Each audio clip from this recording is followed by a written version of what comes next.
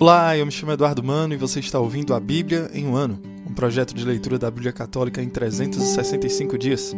Este daqui é o dia de número 82. Para você que está chegando agora, no meu site eduardomanope.com.br/podcast, existe um arquivo em PDF com um plano de leitura diário feito pela Ascensions, que é um site americano que produz conteúdo de formação católica. Estarei me utilizando da Bíblia Ave Maria, porque acredito ser de mais fácil acesso para você, e os comentários que farei são do Padre Mike Schmitz, além das notas das Bíblias de Estudo Católicas. Hoje iremos ler Josué, capítulos de 5 a 7, além de Salmos número 124, da Bíblia Ave Maria. Vamos ao dia de hoje. Josué, capítulos de 5 a 7. Quando todos os reis dos amorreus, ao ocidente do Jordão, e todos os reis dos cananeus, para as bandas do mar, souberam que o Senhor tinha secado as águas do Jordão diante dos israelitas, até que passassem, seus corações desfaleceram e perderam toda a coragem diante dos israelitas. Então o Senhor disse a Josué: faze facas de pedras e circuncida de novo os israelitas. Josué fez as facas de pedra e circuncidou os israelitas, na colina de Aralote. A causa dessa circuncisão é a seguinte: todos os varões dentre o povo que tinham saído do Egito, todos os homens de guerra, tinham morrido pelo caminho, no deserto, depois que haviam partido do Egito. Ora, todos eles tinham sido circuncidados. A multidão, porém, nascida no deserto durante a viagem, depois do êxodo, não tinha sido. Os israelitas tinham marchado pelo deserto durante 40 anos, até o desaparecimento completo dessa massa de homens de guerra, saídos do Egito, mas infiéis à voz do Senhor. O Senhor havia-lhes jurado que não veriam a terra prometida a seus pais, terra que mana leite e mel. Seus filhos foram postos em seu lugar. Foi essa geração que Josué circuncidou. Eles tinham o seu prepúcio, porque não tinham sido circuncidados durante sua viagem. Depois que foram todos circuncidados, permaneceram acampados até se restabelecerem. O Senhor disse a Josué: hoje tirei de cima de vós o opróbrio do Egito. E deu-se àquele lugar o nome de Gálgala, nome que subsiste ainda. Os israelitas acamparam em Gálgala e celebraram a Páscoa no 14º dia do mês, pela tarde, na planície de Jericó. No dia seguinte, à Páscoa, comeram os produtos da região, pães sem fermento e trigo tostado.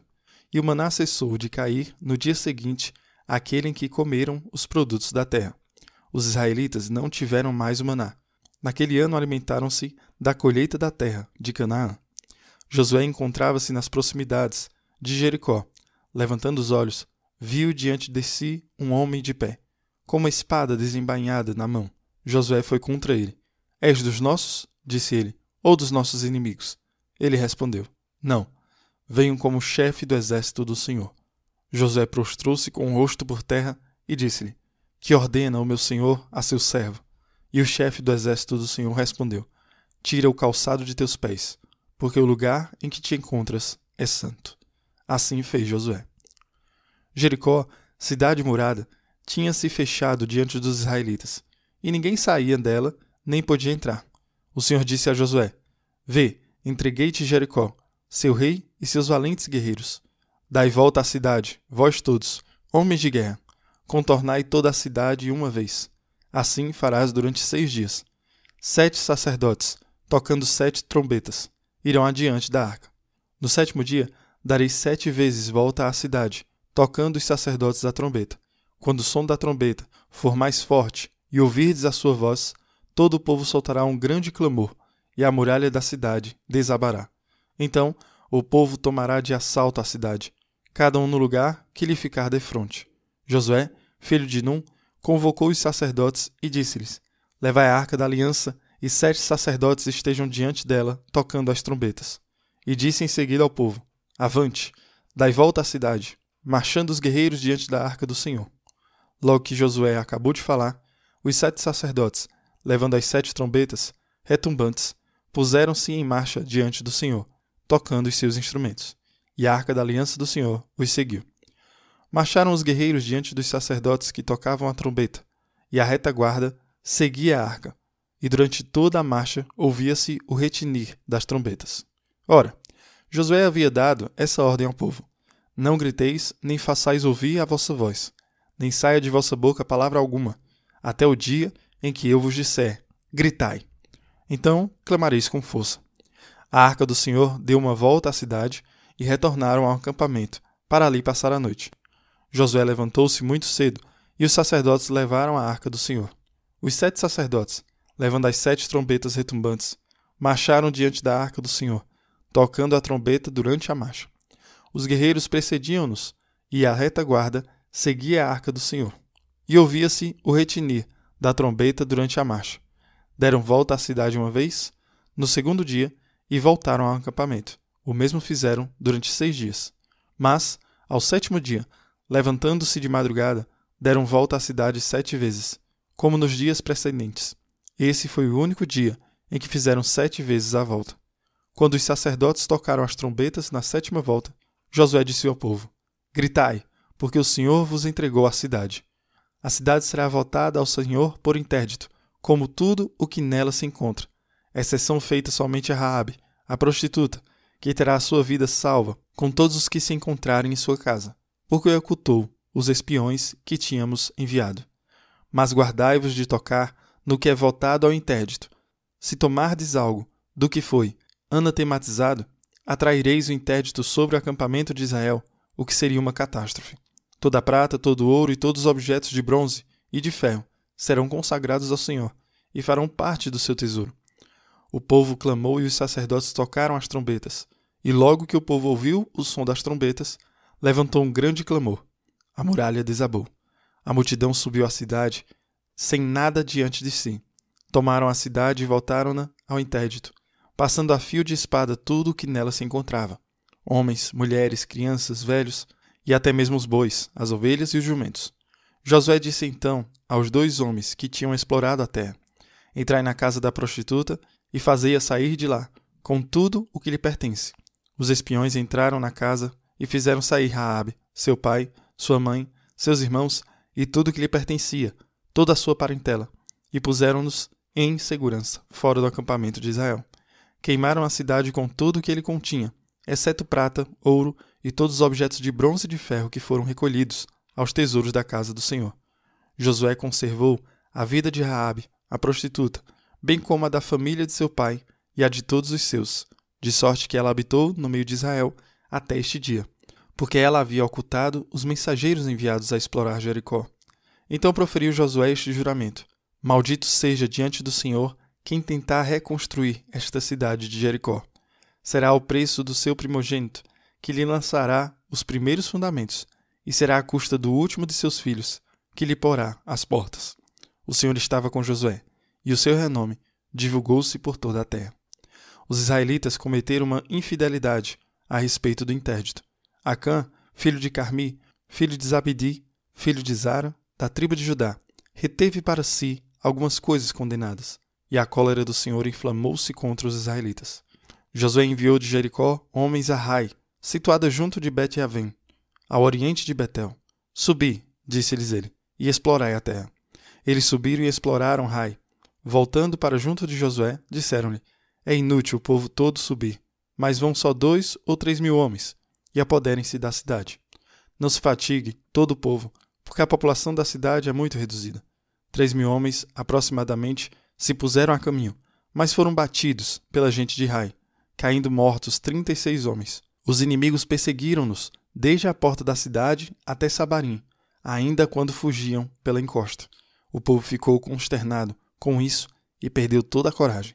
Josué rasgou suas vestes e prostrou-se com a face por terra até a tarde diante da arca do Senhor. Tanto ele como os anciãos de Israel e cobriram de pó as suas cabeças. Ah, Senhor, clamou Josué, por que fizestes este povo passar o Jordão para nos entregardes nas mãos dos amorreus que nos destruirão? Oxalá tivéssemos ficado do outro lado do rio. Que direi eu, Senhor, vendo Israel voltar as costas aos seus inimigos? Os cananeus e todos os habitantes da terra vão sabê-lo, e nos cercarão, e farão desaparecer o nosso nome da face da terra. E que fareis vós ao vosso grande nome? Então o Senhor disse a Josué: Levanta-te. Por que estás assim prostrado com a face por terra? Israel pecou, a ponto de violar a aliança que eu lhe tinha prescrito, e a ponto de tomar as coisas voltadas ao interdito, roubá-las ocultá-las, escondê-las entre as bagagens. Eis porque os israelitas não puderam resistir aos seus inimigos, mas voltaram-lhes as costas, pois caíram sob o interdito. Se não tirardes o interdito do meio de vós, não estarei mais convosco. De hora em diante, vai santificar o povo. Dize-lhe: purificai-vos para amanhã, porque eis o que diz o Senhor, Deus de Israel: o interdito está no meio de ti, Israel. Não poderás resistir aos teus inimigos, enquanto não tiveres tirado o interdito que está no meio de vós. Vireis amanhã, tribo por tribo. A tribo que for designada pelo Senhor se apresentará família por família, e a família marcada se apresentará por suas casas, e a casa indicada pelo Senhor se apresentará por pessoas. Aquele que for designado como possuidor do interdito será queimado, ele e tudo o que lhe pertence, porque violou o pacto do Senhor e cometeu uma infâmia em Israel. No dia seguinte, pela manhã, Josué mandou vir o povo, tribo por tribo, e a sorte caiu sobre a tribo de Judá. Em seguida, aproximando-se as famílias de Judá, a sorte indicou a família de Zara. Mandou que se aproximasse a família de Zara por casas, e a sorte caiu sobre a de Zabdi, a qual se apresentou por pessoas. A sorte caiu sobre Acã, filho de Carmi, filho de Zabdi, filho de Zara, da tribo de Judá. Josué disse-lhe: meu filho, dá glória e homenagem ao Senhor, Deus de Israel. Confessa-me o que fizeste, sem nada ocultar. Acã respondeu a Josué: sim, fui eu que pequei contra o Senhor, Deus de Israel. Eis o que fiz. Vi no meio dos despojos um belo manto de senar, 200 siclos de prata, e uma barra de ouro de 50 siclos, e cobiçando, tomei-os. Tudo isso se acha escondido na terra, no meio da minha tenda, e a prata debaixo do manto. Josué mandou alguns homens que investigassem a tenda, e estes viram que os objetos estavam lá ocultos, e a prata debaixo. Tomaram-nos e trouxeram-nos a Josué, e a todos os israelitas, e puseram-nos diante do Senhor. Então Josué, em presença de todo Israel, pegando em Acã, filho de Zara, com a prata, o manto, a barra de ouro, os filhos e as filhas de Acã, seus bois, seus jumentos, suas ovelhas, sua tenda e tudo o que lhe pertencia, levou-os ao vale de Acor. Chegando ali, Josué disse: por que nos confundiste? O Senhor te confunde hoje. Todos os israelitas o apedrejaram, e foram queimados no fogo depois de terem sido apedrejados. E juntaram sobre Acã um grande monte de pedras, o qual subsiste ainda hoje. Com isso, aplacou-se o furor do Senhor. É por esse motivo que o lugar traz, ainda agora, o nome de Vale de Acor. Salmo 124, da Bíblia Ave Maria. Cântico das Peregrinações. Os que confiam no Senhor são como o monte Sião, eternamente firme. Como Jerusalém está toda cercada de montanhas. Assim o Senhor envolve seu povo, agora e sempre. Não permanecerá estendido o cetro dos ímpios sobre o destino dos justos, para que também estes não acabem por estender suas mãos ao crime. Fazei bem, Senhor, aos que são bons, e aos homens de reto coração.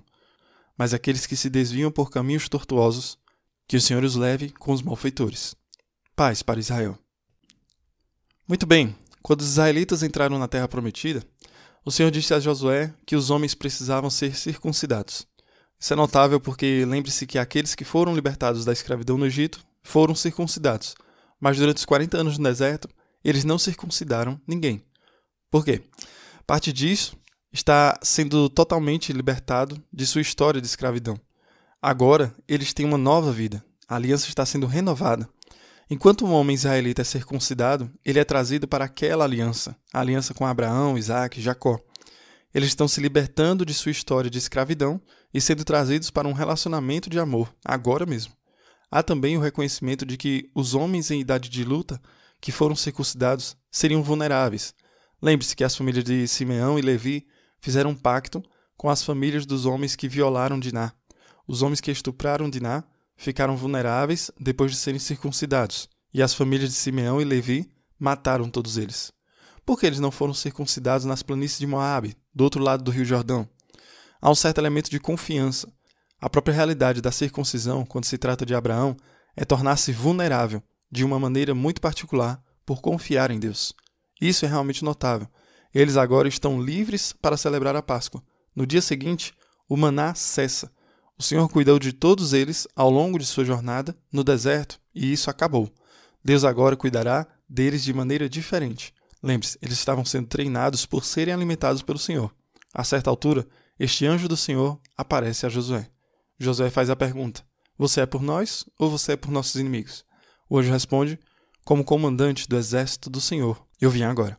A pergunta que podemos fazer é: Deus está do nosso lado? E a resposta é: bem, essa não é a pergunta. A pergunta realmente deveria ser: estamos do lado de Deus? O que é revelado nisso? O que é revelado nisso não é apenas a nossa necessidade de estar do lado de Deus. Não queremos apenas fazer Deus concordar conosco. Esta batalha não é apenas contra os cananeus. As batalhas subsequentes não são meramente contra os filisteus, amorreus, jebuseus, dentre outros que virão. A batalha é verdadeiramente uma batalha cósmica. O que nos é revelado não é apenas que esses outros povos eram diferentes, mas eles estavam vivendo uma cultura construída sobre a maldade. Eles estavam vivendo uma cultura baseada na redução do que é verdadeiramente para ser a pessoa humana. Eles ofereciam sacrifícios humanos de seus próprios filhos ao deus Moloque. Essa batalha não é apenas contra um povo. São Paulo disse: nossa batalha não é apenas com carne e sangue, mas é com princípios e poderes. Essa é uma das coisas reveladas através da visão de Josué. Isso não eram apenas exércitos se reunindo. Isso não estava apenas expulsando um povo que era cruel. O que realmente é uma batalha cósmica. Com olhos de fé, podemos enxergar isso. Se temos olhos sem fé, nós vamos nos perguntar se estão ao nosso lado ou não. Vamos continuar a correr para isso de novo e de novo. Há coisas que estão acontecendo nas Escrituras que, se lermos ou ouvirmos através dos olhos ou ouvidos da fé, da perspectiva da fé, podemos dizer: eu confio em Ti, Senhor. Mas se os lermos ou ouvirmos sob a perspectiva do desconhecimento ou ceticismo, então não há muito que possamos permitir que penetre nos nossos corações. Mesmo a última história de Acã, onde ele toma parte do saque da destruição de Jericó, o resultado é que ele, sua família e tudo que ele já possuía serão destruídos. Se formos cínicos, podemos dizer que isso é tão injusto, isso é muito violento, e ainda a tragédia disso não passou despercebida ao povo de Israel. A verdade é que o pecado de um homem veio a um custo.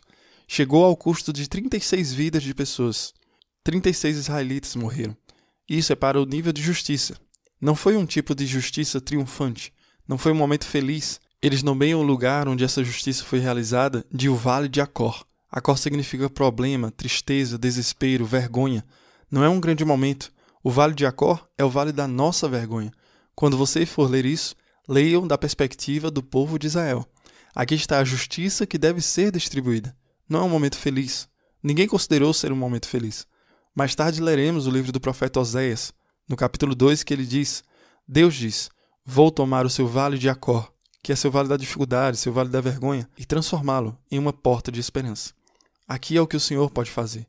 Deus pode transformar o ponto baixo na vida das pessoas que ninguém queria, mas tinha que ser feito. Deus pode transformar esse ponto baixo em uma porta de esperança. Precisamos reconhecer que cada um de nós tem um vale de Acor. Talvez seja algo que alguém fez para nós, talvez seja algo que escolhemos. Nós trouxemos sobre nós mesmos problemas, trouxemos sobre nós mesmos vergonha, trouxemos sobre nós algo que odiamos absolutamente sobre a nossa realidade, sobre nossas vidas. Bem, Oséias promete que mesmo aquele ponto baixo que achamos que vai nos assombrar pelo resto de nossas vidas, o Senhor Deus diz: isso não será um vale para sempre. Posso pegar este vale de Acor e transformá-lo numa porta de esperança. Todos nós temos um vale de problemas, um vale da vergonha. Todos nós temos coisas do nosso passado que nos feriram e continuam a permanecer e seguir em nós. Então, entreguemos hoje, demos essa permissão a Deus. Ok, Senhor, eu te dou permissão. Transforme meu vale de Acor, meu vale de aflição, meu vale de vergonha em uma porta de esperança. Eu me rendo a você. Você pode mudar isso em mim. E veja o quão melhor você pode se tornar. Que Deus abençoe você e reze por mim. Até amanhã.